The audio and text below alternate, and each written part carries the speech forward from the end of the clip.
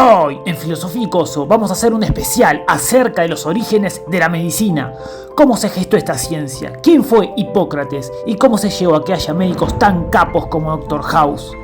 Y también vamos a indagar en el vínculo originario entre la filosofía y la medicina. ¿Qué pensaban Platón y Aristóteles del gran médico Hipócrates? No te lo pierdas y suscríbete al coso más filosófico de YouTube para vivir la filosofía en carne propia.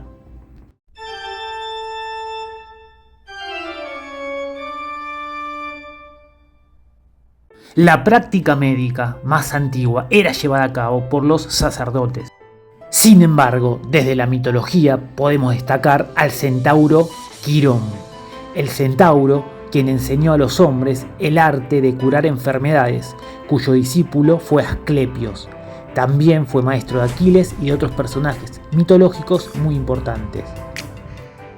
Asclepio o Esculapio para los romanos fue hijo de Apolo y de la mortal Coronis o Corónide.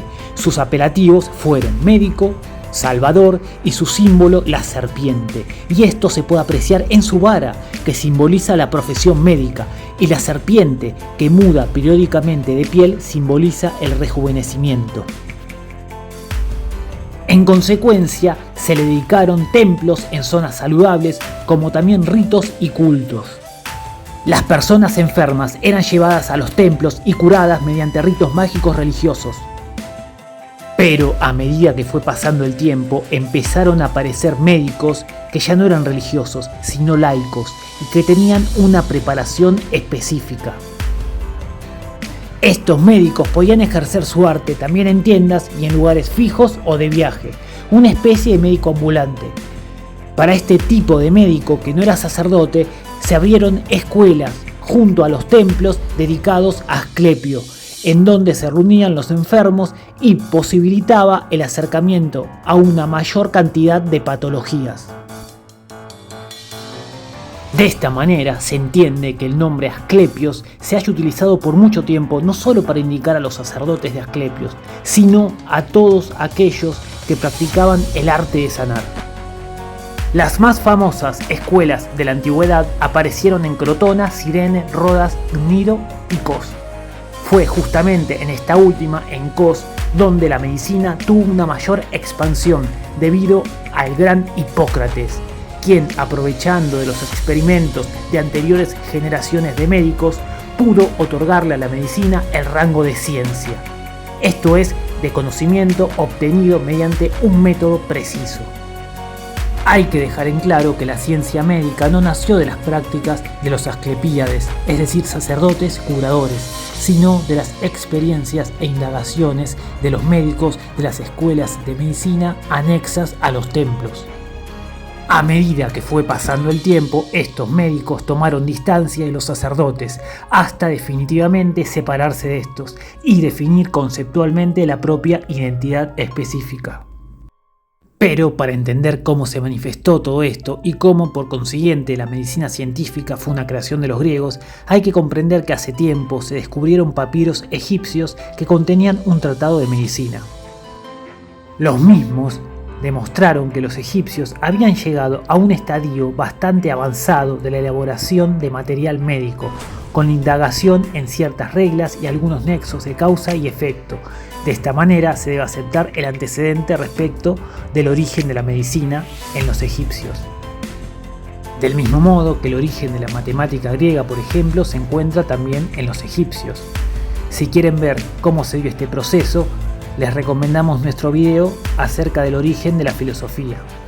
Sin embargo, y esto es lo más importante, la mentalidad científica creada por la filosofía de la fisis posibilitó la creación de la medicina como ciencia.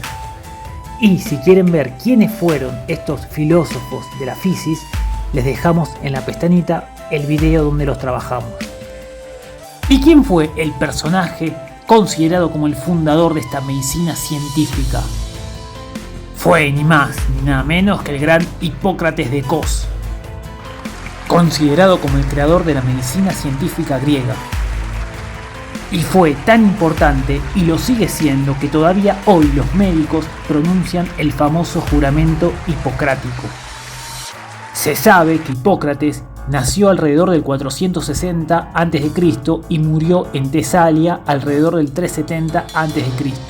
Las fechas son aproximadas, sin embargo se sabe que vivió durante ese periodo.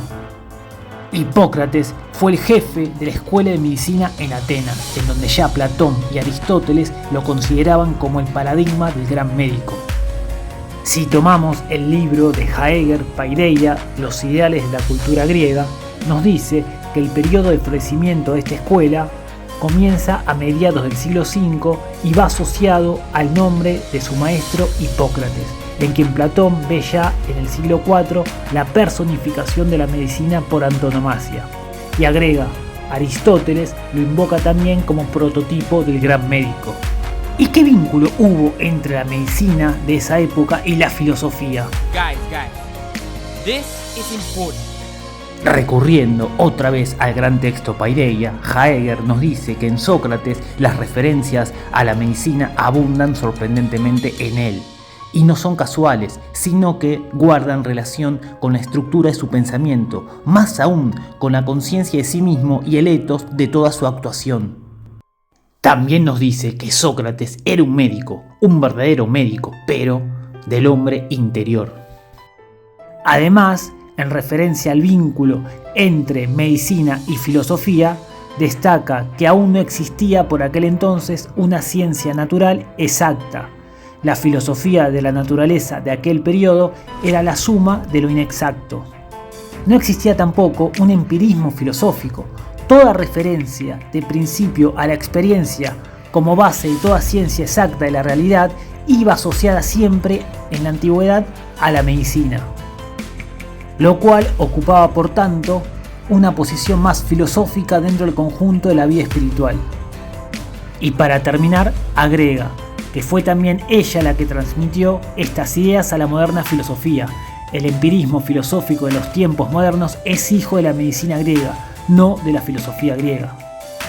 Y esto se debe a que, si bien la medicina también es bastante deudora de la filosofía, ya que nació en el contexto del esquema general de racionalidad instaurado por la filosofía, sin embargo debió muy pronto tomar distancia de la filosofía para no ser reabsorbida. Y esto se debe a que la escuela médica itálica había utilizado los 4 elementos de Empédocles: agua, aire, tierra y fuego, para explicar la salud, la enfermedad, la vida y la muerte, cayendo en un dogmatismo que dejaba a un lado la experiencia concreta. La medicina antigua es la denuncia de este dogmatismo y la reivindicación de un estatuto antidogmático para la medicina, de independencia de la filosofía de Empédocles, que, como ya dijimos en otros videos, además de filósofo fue un sanador y un místico. Para Hipócrates, el conocimiento médico es conocimiento preciso y riguroso de la dieta conveniente y de la justa medida de la misma. Esta precisión no puede venir de criterios abstractos, sino de la experiencia concreta de la sensación del cuerpo. De este modo, el discurso médico no deberá versar sobre la esencia del hombre en general, sino que deberá versar sobre qué es el hombre como ser físico concreto que tiene relación con lo que come, bebe, con su específico régimen de vida y cosas semejantes. Respecto a la obra hipocrática, es interesante destacar que por suerte se transmitieron no solo las obras de Hipócrates, sino todas las de su escuela, más aún todas las obras de medicina del siglo IV a.C. De ahí nace el Corpus Hipocrático, formado por más de 50 tratados. Las obras de Hipócrates fueron la medicina antigua, el mal sagrado, donde se plantea una polémica con la medicina mágico-religiosa respecto al tema de la epilepsia. En ese momento el mal sagrado era la epilepsia, y en donde Hipócrates trata de darle un tratamiento racional, a diferencia del que se consideraba en la época. Otra obra muy importante fue sobre las aguas, los vientos y sus lugares, donde relaciona las enfermedades con el medio ambiente.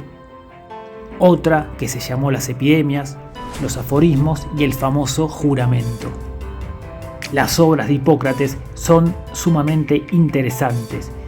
Prometemos que si llegamos a los 100 likes vamos a hacer un video detallando y especificando las características de cada una de sus obras.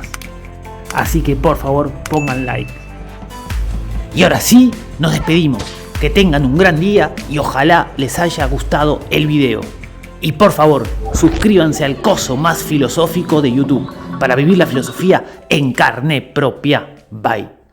Veremos qué sucede. Estoy un poco nervioso.